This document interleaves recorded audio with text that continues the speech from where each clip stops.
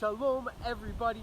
As you all know, everybody loves to argue these days. We can argue about anything. Where should we go for dinner? Should we get pizza? Should we get French fries and a hamburger? What does everybody want for dinner? What should we eat tonight? Argument number one. Who'd you vote for? Do we want to legalize marijuana? Do we not want to legalize marijuana? We can argue about anything. Food, music. Should we listen to Bob Marley? Should we listen to Kanye West? Or should we listen to the Miami Boys Choir and their new rendition of Adon Olam?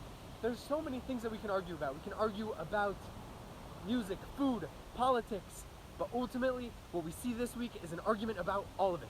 An argument about life and how we should live our lives. This is the argument that really encompasses every single other argument. And this is the argument that the Jewish people have as they reach the ocean.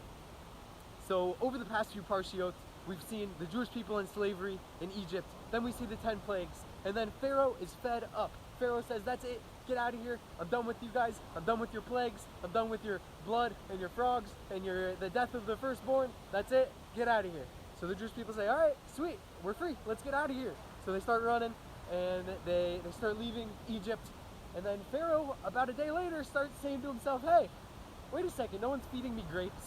No one's fanning me with a large leaf.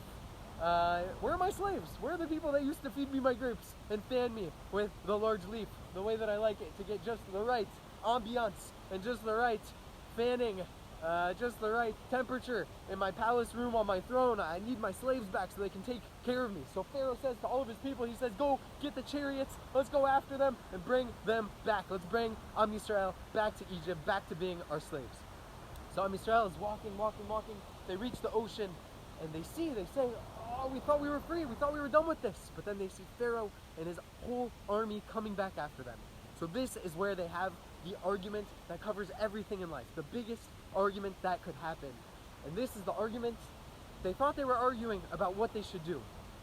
But really they were arguing about how a person is meant to live his or her life. So the argument was like this. We have only 4 options of what we can do right now. We have Pharaoh and his army coming after us. We have the ocean right there. And we want to live. We'd like for this not to be the end of the story. At least some of them wanted it to not be the end of the story. So the 4 points of view were like this. The first group said, that's it, let's jump into the ocean, game over, we're not going to make it out of this. We're not going to take them down, we're not going to go back to Egypt. None of those are options. Let's jump into the ocean, call it a day. Thanks for everything we've had up until now, God, but that's the end of the story. We're jumping into the ocean, game over. Group number 2 said, all right, I don't really want to jump into the ocean. It looks a little cold. It looks a little windy. It's actually kind of rainy right now, so really not a great day for swimming. So let's just go back and be slaves again. It wasn't that bad. We had to carry some heavy stuff. It's just like going to the gym. They whipped us a little. Didn't really like it when we celebrated our holidays. But let's just go back to slavery and do what they tell us to do. Group number 3 said, let's go to war. We're going down, making some noise. We're not going down easy. Let's fight until the end. And the 4th group said, guys, everyone chill out, let's pray, God's going to take care of us. Now there's a problem with each of these perspectives, but the argument ultimately leads us to the answer. And the answer of how we're really meant to live life in some really incredible ways. So group number 1 is problematic because it's doing what is comfortable for you. There's problems in the world. There's the Egyptians coming after us. We could jump into the ocean, call it quits for us. This is like the universe, the world, being freezing cold, and you jump in and you say, I'm going to do what's comfortable for me. I'm going to do what's easy for me. I'm going to put on a jacket. I'm going to put on a fuzzy blanket, some fuzzy socks, stay inside, and not worry about what's going on. I'm going to worry about me, be egocentric, and not care about anything else. That's jumping into the ocean. And that's problematic because we're not here to not care about other people.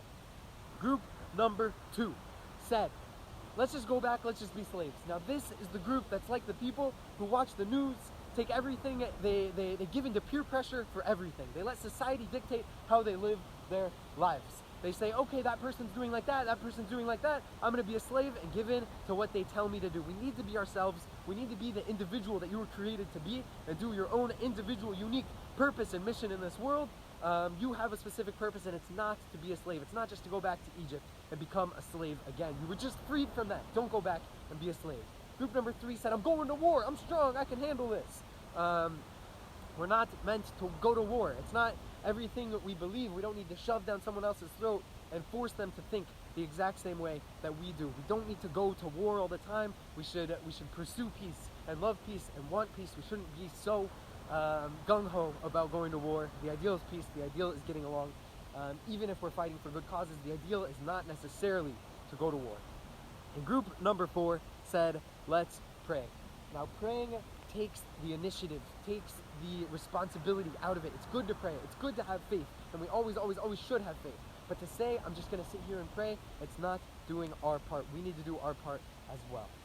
So these are the 4 problems, and each of them teaches us an incredible lesson about a problem in a way that we could be living our lives. Now, what's the solution? How should we be living our lives? What did we do?